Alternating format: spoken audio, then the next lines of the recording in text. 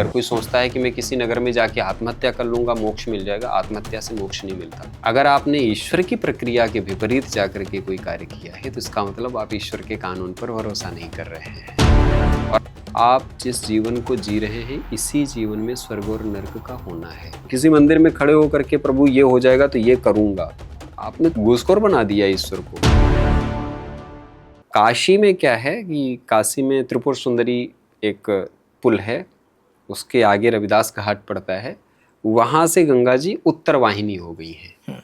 और वो उत्तर वाहिनी होकर के फिर ये जब वरुणा का संगम हो जाता है फिर धीरे से पूर्व वाहिनी हो जाती है। तो उत्तर वाहिनी काशी में हो रही है गंगा। तो जहां जहां नदी उत्तर वाहिनी होती है वो शिव का सबसे प्रिय स्थल माना जाता है। तो काशी सबसे प्रिय स्थल है शिव जी का, क्योंकि गंगा जी वहाँ उत्तर वाहिनी है। अच्छा, एक चीज़ और है कि काशी में अक्सर लोग ये सुना है कि काशी में मोक्ष की प्राप्ति का तो वहाँ पर है ही जी, कि मोक्ष की प्राप्ति होती है। तो सुना है कि वहाँ पर कुछ ऐसी धर्मशालाएं हैं जिनमें लोग जा कर के रहते हैं और अपनी मतलब सुसाइड कर लेते हैं वहाँ पर जाके। नहीं, सुसाइड के केस नहीं आते हैं मोक्ष प्राप्ति के लिए सुसाइड के केस तो नहीं आते हैं। मैं भी रहा हूँ, अभी तक रह ही रहा हूँ काशी में।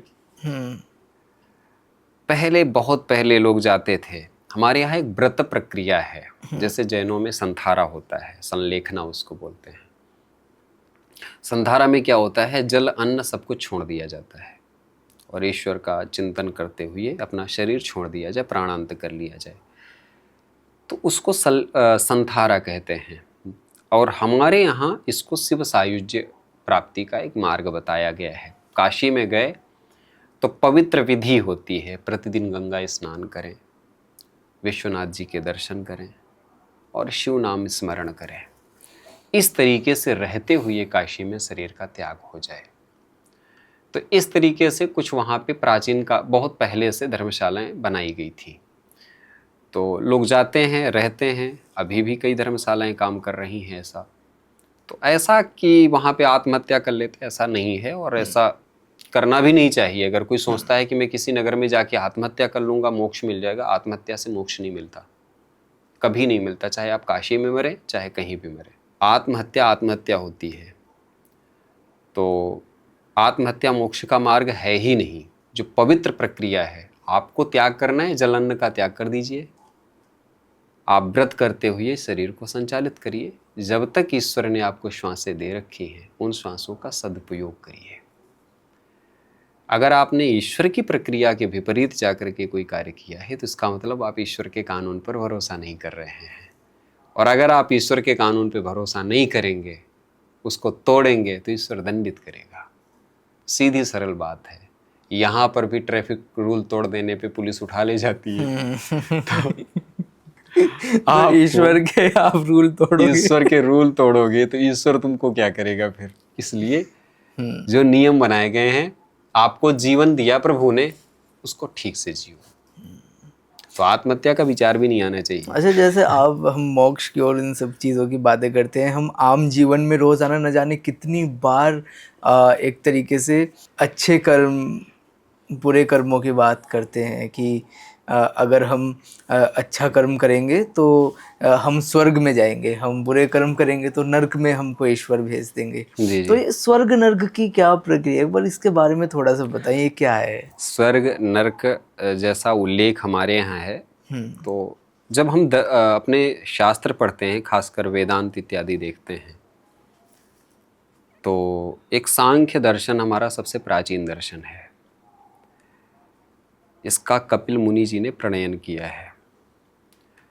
इसी पे एक विचार प्रस्तुत किया है ईश्वर कृष्ण ने, एक पुस्तक लिखी है सांख्यकारिका, और इसी को आचार्य शंकर ने सबसे प्रामाणिक माना है।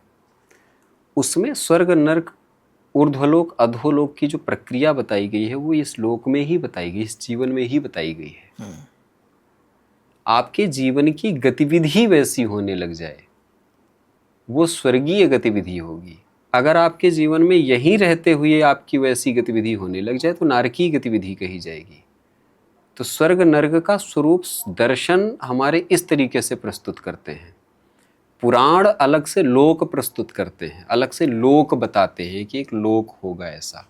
जहाँ पर आप जाएंगे आपको सुख उपलब्धि होगा, वहाँ पर आपको किसी भी प्रकार का दुख नहीं होगा।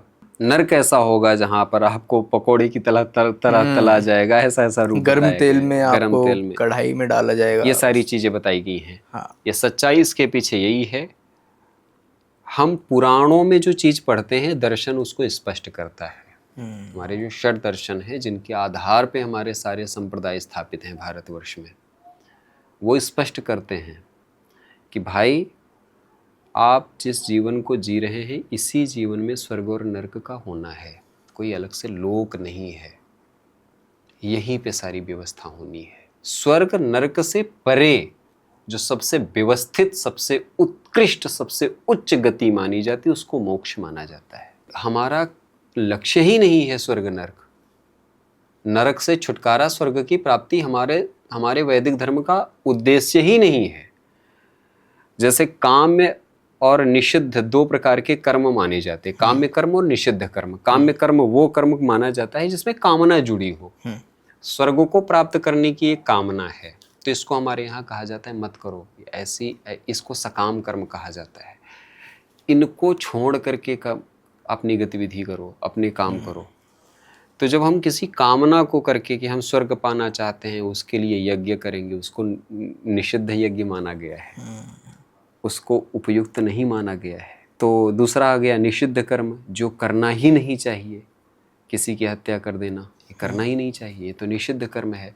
तो आप सोचिए, काम्य और निषिद्ध दोनों को एक श्रेणी में रखा गया है। तो किसी भी कामना को लेकर के किया गया कर्म, किसी मंदिर में खड़े होकर के प्रभु ये हो जाएगा तो ये करूंगा, आपने तो घूसखोर बना दिया ईश्वर को। तो ये जो कामना से किए जाने वाले कर्म है ना, इसका निषेध है हमारी व्यवस्था में।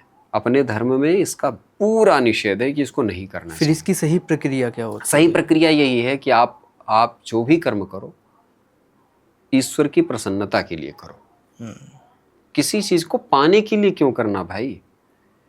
अच्छा, वो कबीर जी की एक बड़ी प्यारी लाइन है कि चींटी के पग घूंघर बाजे सो भी साहेब सुनता है, हैं? चींटी कितना छोटा जीव है, उसके पैर कितने छोटे हैं, उसके पैर में घुंघरू कितना छोटा बंधेगा, और उस घुंघरू में जो आवाज होगी वो भी साहब सुनता है। चींटी के पग घुंघर बाजे सो भी साहेब सुनता है। जो चींटी के पग के घुंघर को सुनने वाला है, वो हमारे मन की नहीं सुनेगा, तो अंतर्यामी क्यों कहलाता है? वो अपना नाम बदलवा ले। तो जो हमारे हृदय की बात जानता है, हमको जानता है, हम उसके सामने गिड़गिड़ाए प्रभु ये कर दो तो ये करूंगा तुम्हारे लिए, ये तो ईश्वर की सत्ता पर सवाल खड़ा करना हुआ ना। यही हुआ कि समुद्र के सामने खड़े होकर के चूहे की अंजलि फैलाओ, उसमें चूहे का अंजलि में कुछ आता नहीं, रुकता नहीं, और मांग किससे रहे हो? समुद्र से। इसी तरह की और शॉर्ट क्लिप देखने के लिए चैनल अभी सब्सक्राइब करें।